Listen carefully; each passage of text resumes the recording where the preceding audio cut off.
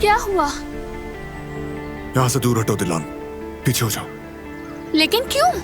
दिलान, हमारे पास बहस करने का वक्त नहीं है, हमें मोहतात रहना होगा। जो मैं कहता हूँ वो करो, जाओ। मैं यहाँ से एक कदम भी नहीं हटूंगी, जान लो। तुम्हारे साथ रहूंगी, अकेला नहीं छोड़ूंगी। अगर जरूरत पड़ी तो हम साथ ही अंदर जाएंगे।